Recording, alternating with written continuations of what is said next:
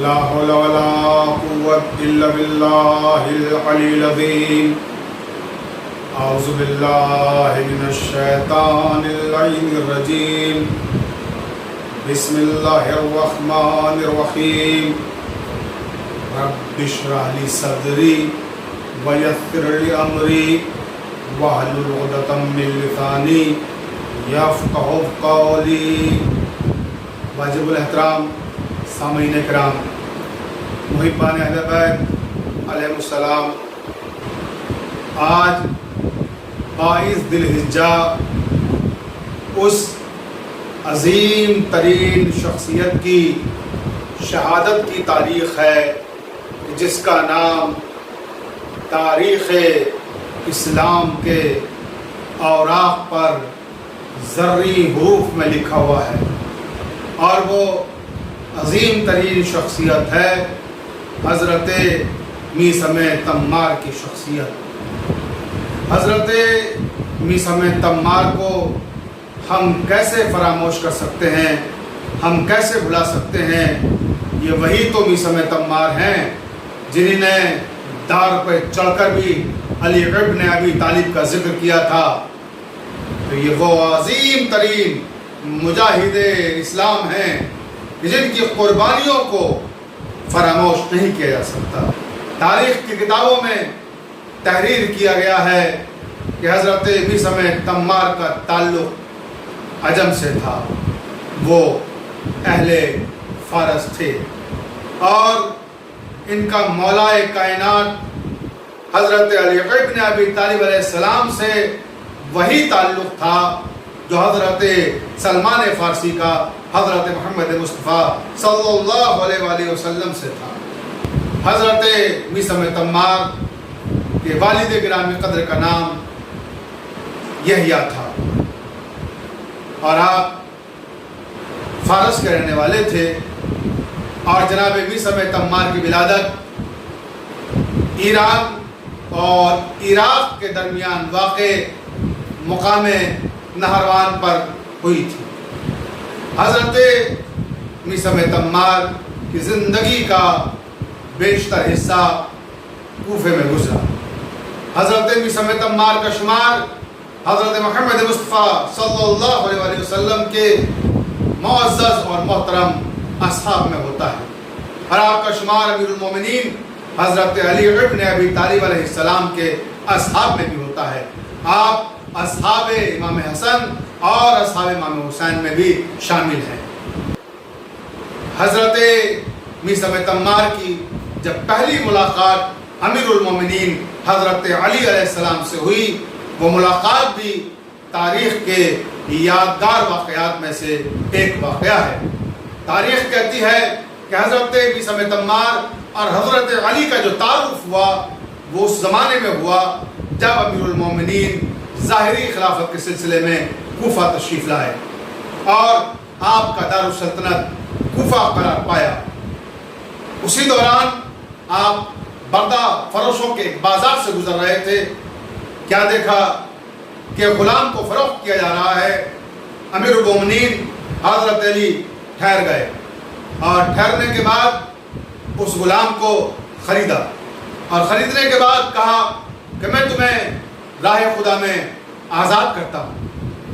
جیسے ہی اس غلام کو امیر المومنین نے راہ خدا میں آزاد کیا، وہ خوشی خوشی جانے لگا. امام علی نے اسے بلایا اور کہا کیا میں تمہارا نام جان سکتا ہوں؟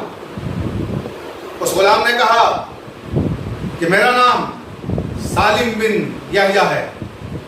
حضرت علی مسکرائے، کہا مجھے وہ نام بتاؤ جو تمہارے عجمی والدین نے رکھا ہے.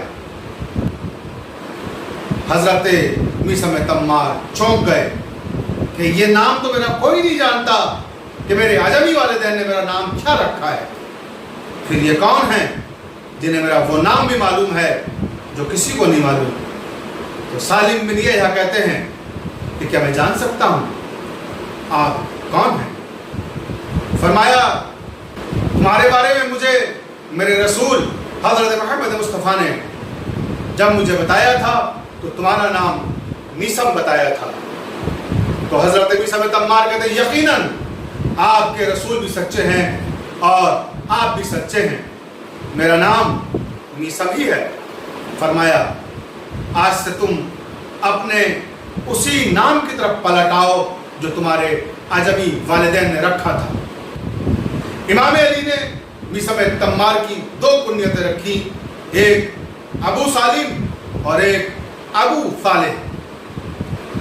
جناب میثم بن تمار آج ساری دنیا میں جس نام سے جانے جاتے ہیں، جس نام سے پہچانے جاتے ہیں، وہ وہی نام ہے جو مولا کائنات نے ان سے کہا تھا کہ تم اپنے اصلی نام کی طرف پلٹ آؤ۔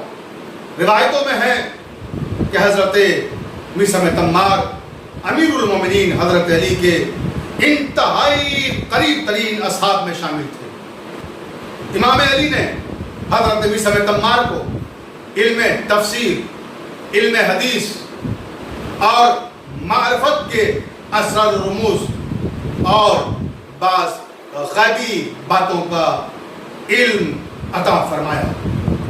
حضرت میثم بن تمار ان خوش نصیب اشخاص میں سے ہیں کہ جن کو مولا کائنات نے اتنی اہمیت دی کہ خود امیر المومنین، خود خلیفۃ المسلمین میثم بن تمار کی ایک معمولی سی کھجور کی دکان پر آ کر جلوہ افروز ہوتے تھے اور میثم کے ساتھ بیٹھ کر گفتگو کرتے تھے۔ میثم بن تمار ان افراد میں شامل ہیں کہ جنہیں امیر المومنین نے غیب کی باتیں بتائی تھیں، اور وہ غیب کی باتیں جب لوگوں کو بتاتے تھے جناب میثم بن تمار، لوگ نقش حیرت بن کر ان کے چہرے کو دیکھتے تھے۔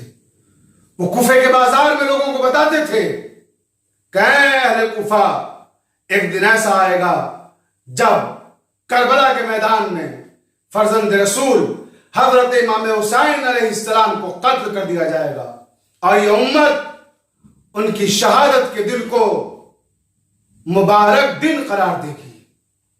اور اے اہل کوفہ، اسی کوفے میں سفیر حسین حضرت مسلم ابن عقیل کو دار الامارہ پہ لٹکایا جائے گا، اور اے لوگوں، اسی کوفے میں ان کے لاشے کو گلیوں میں رسی میں باندھ کر کھینچا جائے گا۔ پھر اسی کوفے کے بازار سے ایک دن حبیب ابن مظاہر گزرتے ہیں۔ جناب میثم بن تمار کہتے ہیں حبیب مبارک ہو، تمہیں مبارک ہو۔ حبیب کہتے ہیں میثم مجھے کس بات کی مبارکباد دے رہے ہو؟ کہا حبیب تم بہت خوش بخت ہو کہ تم کربلا کے میدان میں امام حسین کے ساتھ شہید کیے جاؤ گے۔ حبیب مسکرائے کہ میثم تمہیں بھی شہادت مبارک ہو۔ اہل کوفہ نقش حیرت بنے ہوئے یہ گفتگو سن رہے ہیں کہ یہ کیا کہہ رہے ہیں، یہ کس زمانے کی باتیں کر رہے ہیں۔ اور پھر حضرت میثم بن تمار عازم عمرہ ہوئے اور مکہ معظمہ تشریف لائے۔ جب مکہ معظمہ تشریف لائے تو آپ نے طواف کعبہ کیا، عمرہ کے فریضے کو انجام دیا اور مدینہ منورہ کا رخ کیا، روضہ رسول کی زیارت کی، زوجہ رسول حضرت ام سلمہ کی ڈیوٹی پہ آئے اور کہا کہ اے زوجہ رسول اس خاکسار کا سلام قبول کیجئے۔ پردے کے پیچھے سے آواز آئی، کون ہو، کہاں سے آئے ہو؟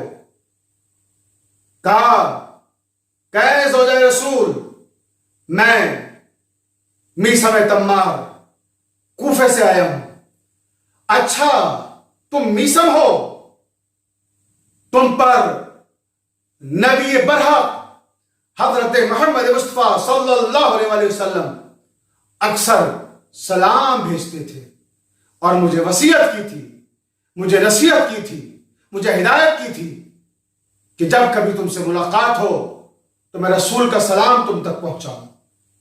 میثم کی آنکھیں اشکبار ہو گئیں کہ میں وہ خوش نصیب ہوں کہ میرے نبی برحق نے مجھے سلام کہلایا ہے۔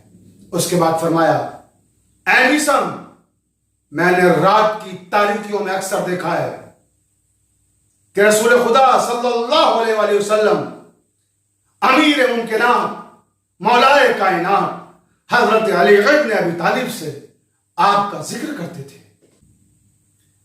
میثم تمار کہتے ہیں اے ام المومنین آقا حسین علیہ السلام کو میرا سلام عرض کر دیجیے گا۔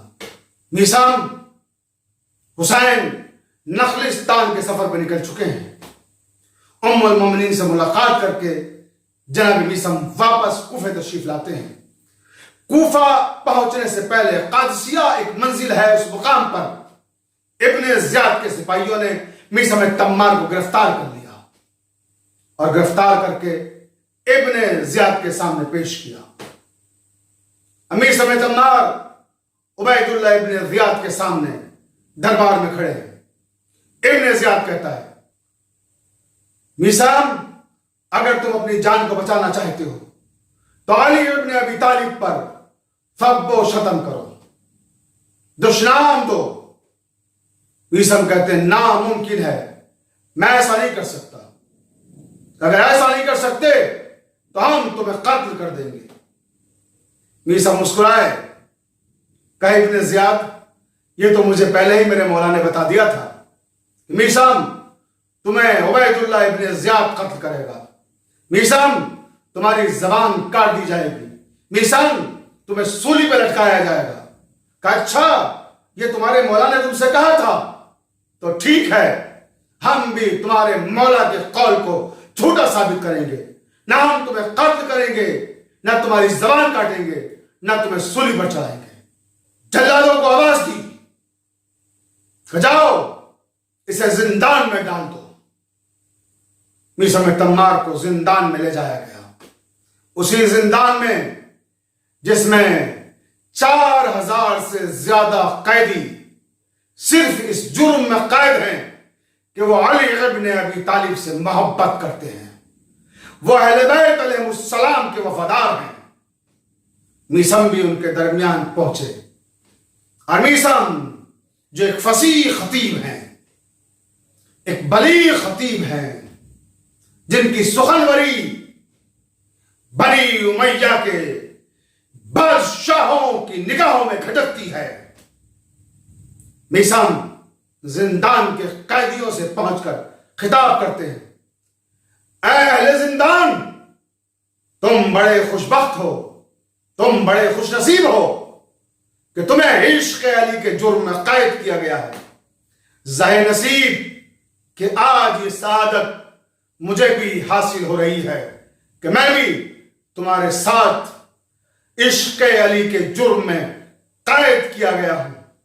لیکن اے قیدیوں گھبرانا مت، اے قیدیوں پریشان نہ ہونا، عشق علی کی دولت بہت عظیم دولت ہے،